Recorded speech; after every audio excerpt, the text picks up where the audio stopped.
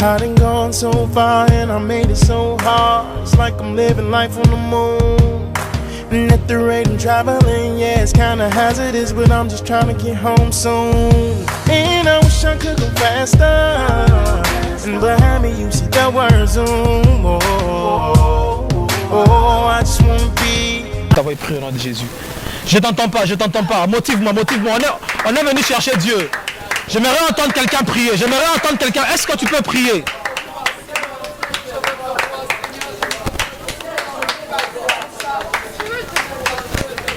Chapitre 30. On va lire le verset 12. Je suis là? On est là? 1 Samuel 30, 12. Est-ce qu'on est là? On commence à partir du verset 11. Ils trouvèrent dans les camps un homme égyptien qui les conduisirent auprès de David et ils lui firent manger du pain et lui firent boire de l'eau. Et ils lui donnèrent un morceau d'une masse de figues sèches et 2 masses de raisins secs.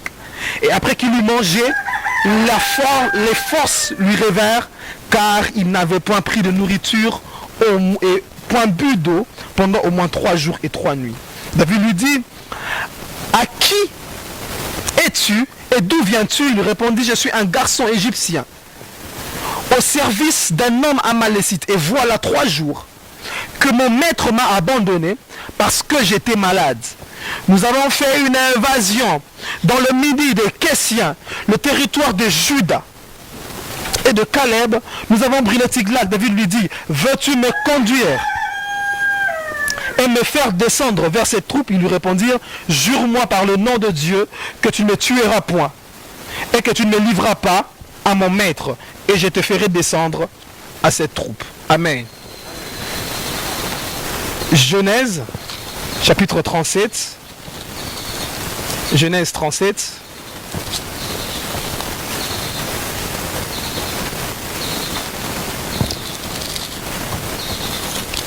Genèse 37.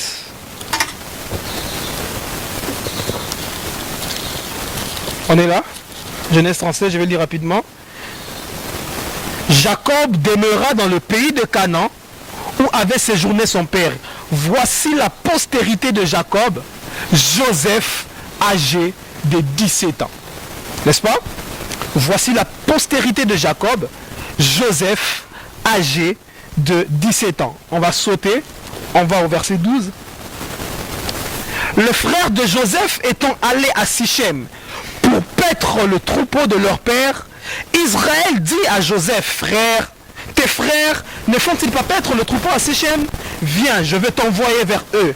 Et ils répondirent: mais voici. Israël lui dit: va, je te prie, et voici tes frères sont en bonne santé. Et voici tes frères sont en bonne santé, et si les troupeaux sont en bon état, et tu m'emmèneras des nouvelles. Il envoya ainsi dans la vallée d'Hébron. Joseph alla à Sichem. Un homme le rencontra comme il errait dans le champ, et il le questionna: que cherches-tu? Joseph répondit: je cherche mes frères, dis-moi, je te prie, où ils font paître le troupeau. Et cet homme lui dit: ils sont partis d'ici, car je les ai entendus dire: nous allons à Dothan. Joseph alla près de ses frères et il les trouva à Dothan. Amen. J'avais promis que nous allons parler sur les bienfaiteurs divins. Dis avec moi: les bienfaiteurs divins. Nous devons comprendre que dans notre vie telle que nous vivons, on va prier par rapport à cela. Nous devons comprendre dans notre vie telle que nous vivons, nous avons besoin de certaines personnes qui doivent nous introduire. Je parle à quelqu'un. Vous devez comprendre une chose, c'est que dans la vie telle que nous vivons là, il y a des choses que nous n'obtiendrons que lorsque nous sommes conscients des personnes que Dieu a mis à côté de nous. Je parle à quelqu'un. Ici, nous sommes en train de parler de Joseph. La Bible dit que le père de Joseph a envoyé les frères de Joseph pour aller paître le troupeau. Je parle à quelqu'un. Et le père de Joseph, c'est-à-dire Jacob, il dit à Joseph: voici, moi, j'ai envoyé tes frères pour aller paître le troupeau à Sichem. Dis avec moi: Sichem. Il dit: je suis parti, je les ai envoyés à Sichem. Et lorsque Joseph arrive à Sichem, il se rend compte qu'il ne voit pas ses frères. Et lorsqu'il arrive, il essaye de poser, il essaye d'errer. La Bible dit que Joseph était en train de errer. Vous savez errer? Errer, c'est perdre son temps en ne rien faire.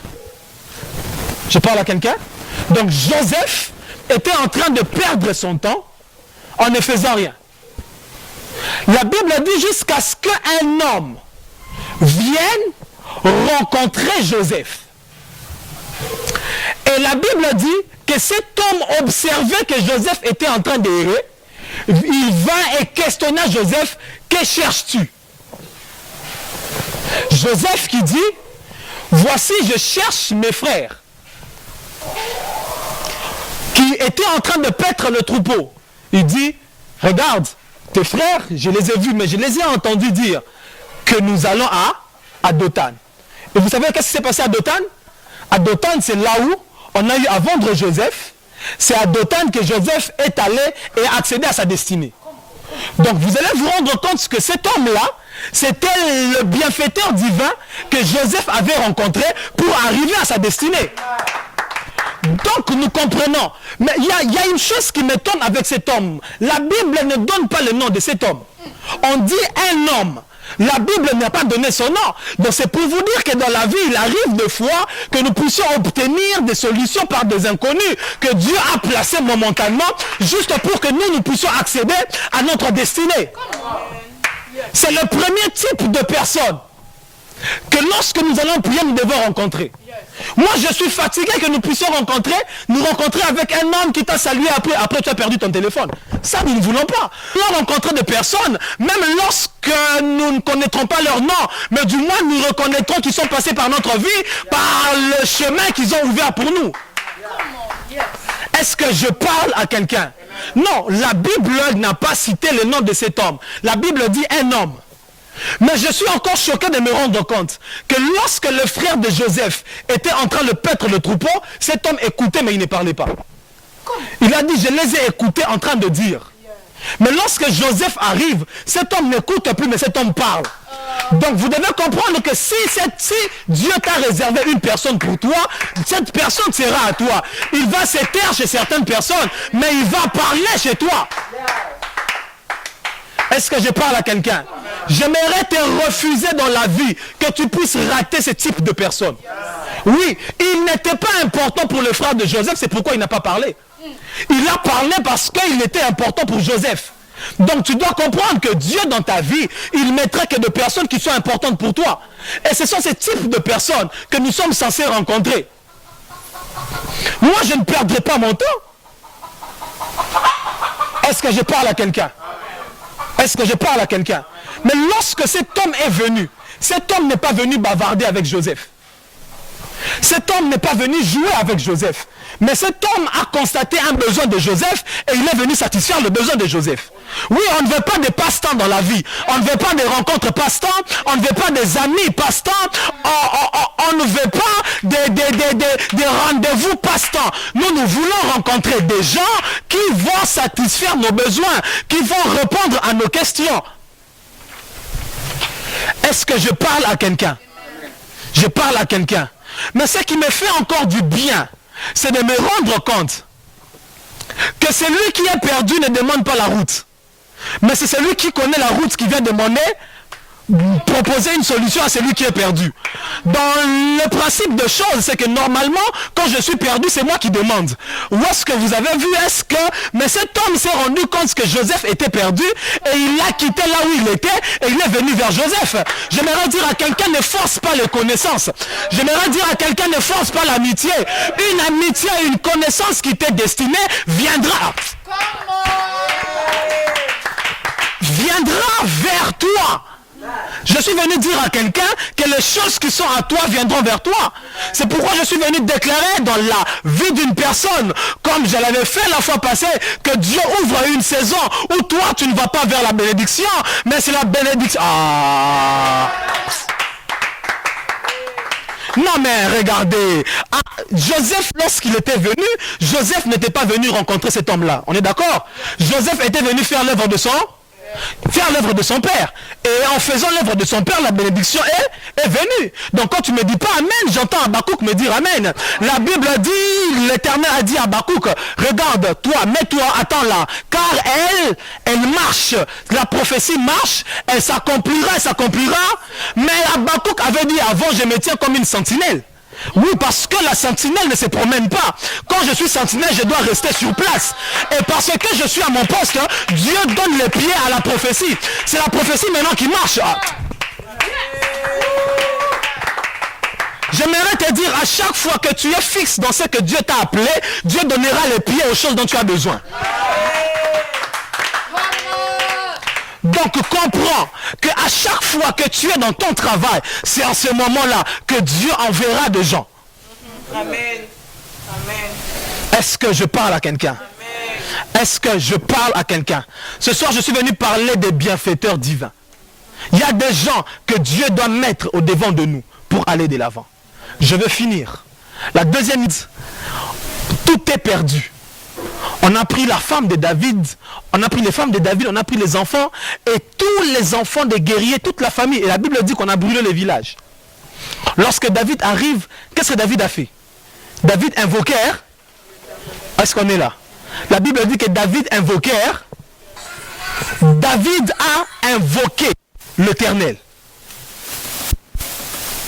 Je parle à quelqu'un? David a invoqué. Regarde ce que David dit. Seigneur, le poursuivras, Dieu dit, tu les poursuivras, tu les atteindras, et puis tu les vaincras, n'est-ce pas? La Bible dit, lorsqu'ils sont arrivés quelque part, ils ont trouvé un enfant. Cet enfant-là, il était malade. On l'a trouvé par terre. La Bible dit, on a emmené à David cet enfant. Donc je parle de la bénédiction qui vient vers toi, non? Est-ce que quelqu'un m'entend?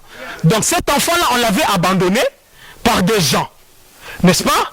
Mais qui étaient là pour David. Donc il faut faire attention, certaines personnes qu'on peut abandonner peuvent être importantes pour toi.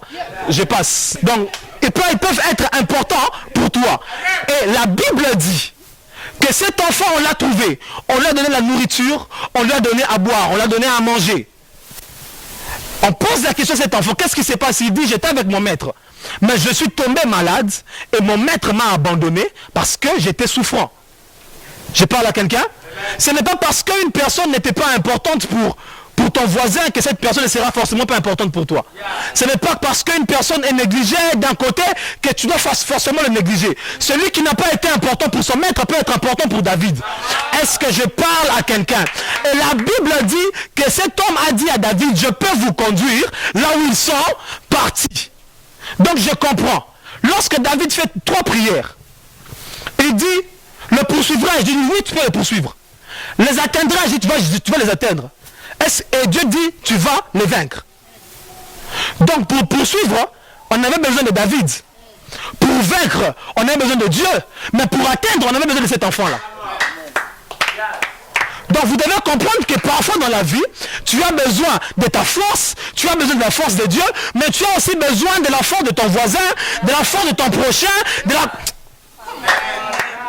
Dans tout ce que Dieu avait dit, parmi les paroles que Dieu avait sorties, c'est caché cet enfant-là. Donc tu dois comprendre que par rapport à ta destinée, par rapport à ta réussite, par rapport à la réalisation de tes promesses, des promesses de Dieu dans ta vie, c'est cache dans ces promesses des personnes qui sont attachées à ta destinée. Et ce sont ces types de personnes que nous sommes censés rencontrer. Et tu ne peux pas tenir compte de son état. La Bible dit que cet enfant était malade. Non, j'étais en train de dire que ce garçon était impoli. J'étais en train de dire qu'il était mal habillé. J'étais en train de dire que ce garçon...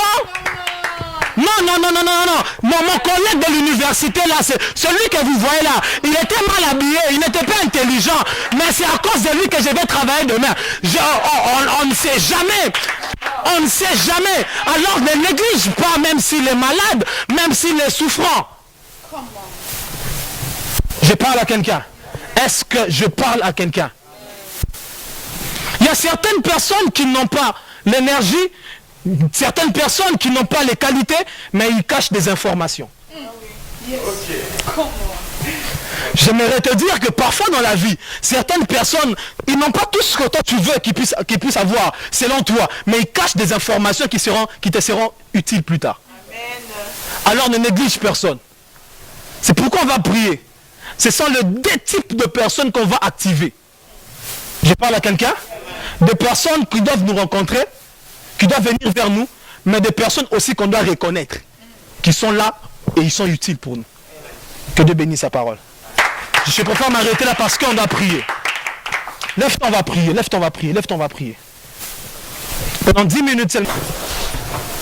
Rends d'abord grâce à Dieu. Dis merci au Seigneur. Est-ce que tu peux dire merci au Seigneur? J'aimerais entendre quelqu'un dire merci à Dieu. J'aimerais entendre quelqu'un dire merci à Dieu. J'aimerais entendre quelqu'un dire merci à Dieu.